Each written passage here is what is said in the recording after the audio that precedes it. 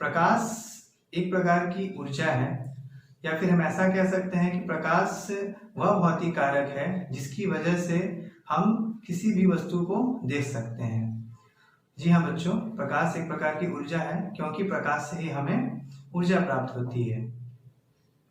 प्रकाश के बहुत सारे गुण होते हैं, जैसे कि प्रकाश सरल रेखा में गमन करती है।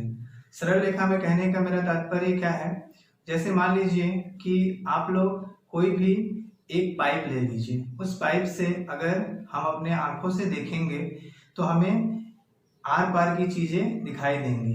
कहने का मतलब ये है कि अगर आप पाइप के एक सिरे से देखेंगे तो दूसरे सिरे से हमें दिखाई देगी कि दूसरी तरफ में क्या है। यदि हम मान लीजिए पाइप को थोड़ा सा अगर हम मोड़ देते हैं तो क्या दूसरी तरफ की चीजें हमें दिखाई देंगी? नहीं देंगी। इसका कहने का मतलब क्या है कि प्रकाश सीधी रेखा में गमन करती है। और बच्चों, जो भी चीज हम देखते हैं, जो भी वस्तु हम देखते हैं अपने जीवन में, वे प्रकाश की वजह से ही देखते हैं। प्रकाश के सीधी रेखा में गमन करने का तात्पर्य यह है कि प्रकाश, मान लीजिए कि हम लोगों को कोई भी चीज कैसे दिख रही है।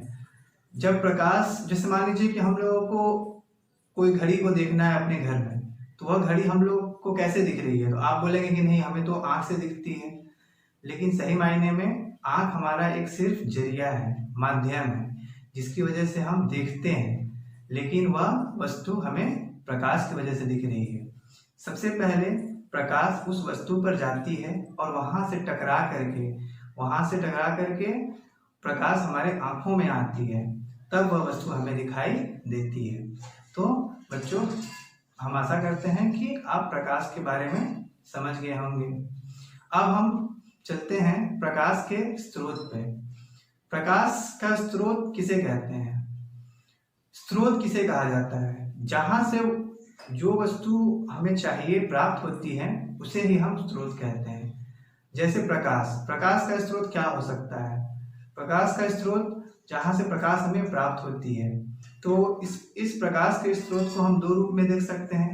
एक होता है प्राकृतिक स्रोत और दूसरा होता है कृत्रिम स्रोत। प्राकृतिक स्रोत मतलब जो हमारे प्रकृति में पहले से ही पाई जाती है, जैसे कि सूर्य से हमें प्रकाश मिलता है, चंद्रमा, तारे, तो ये सभी प्रकाश के प्राकृतिक स्रोत हैं जहां से हमें प्रकाश प्राप्त होता है। अब हम बात करते हैं कृत्रिम स्रोत। कृत्रिम स्रोत को हम मानव जनित स्रोत भी कहते हैं, जैसे मोमबत्ती या फिर टॉर्च या फिर आपका लैंप। तो ये सभी मानव जनित या फिर मानव निर्मित प्रकाश के स्रोत हैं। प्रतिबिंब और प्रतिबिंब के प्रकार। प्रतिबिंब किसे कहते हैं?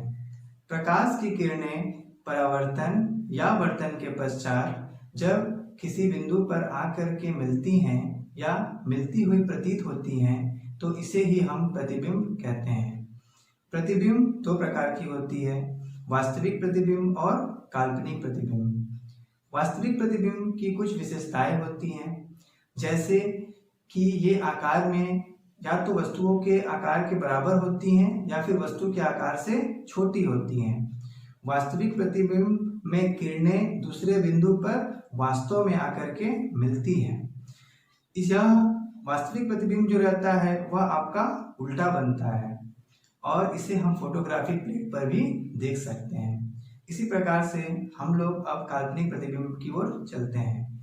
काल्पनिक प्रतिबिंब में जो वस्तुएं रहती हैं वे मूल वस्तु से बड़ी बनती हैं, या ये काल्पनिक प्रतिबिंब जो रहती हैं वे सीधी बनती हैं। इसे हम फोटोग्राफिक प्लेट पर नहीं देख सकते हैं और इसमें किरणें जो रहती हैं वे दूसरी बिंदु पर मिलती हुई प्रतीत होती हैं। अब हम लोग यहाँ पर प्रकाश के अपवर्तन के नियम को समझेंगे। प्रकाश के अपवर्तन के नियम को जानने के लिए हमें मुख्य रूप से इन बिंदुओं को देखना पड़ेगा। इस चित्र में हम लोगों का जो AO है उसे हम लोग आपतित किरण कहते हैं। A से O तक जो किरण रहेगा इसे हम लोग आपतित किरण कहेंगे। जो OB होगा उसे हम लोग वर्तित किरण कहते हैं। O से B तक जो किरण रहेगा इसे हम लोग वर्तित किरण कहेंगे। CD हम लोगों का अभिलंब है, C से D तक जो CD है यह हम लोगों का अभिलंब है। कोण AOC, कोण AOC जो कि I है, कोण I, कोण AOC इसे हम लोग कहेंगे आपतन कोण। क्या कहेंगे इसे हम लोग? आपतन कोण।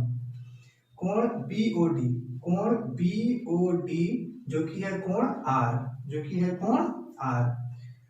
कोण BOD बराबर कोण R बराबर परावर्तन कोण।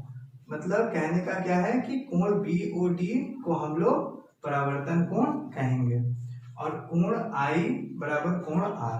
तो ये हम लोगों का एक अपवर्तन का ही नियम है। तो चलिए हम लोग पहले समझ लेते हैं कि प्रकाश का जो अपवर्तन होता है इसके क्या नियम होते हैं। प्रकाश के अपवर्तन के मुख्य दो नियम होते हैं। पहला नियम, जो आपतित किरण और वर्तित किरण और आपतन बिंदु पर स्थित जो अभिलंब रहेगा, ये तीनों एक ही तल पर स्थित होंगे।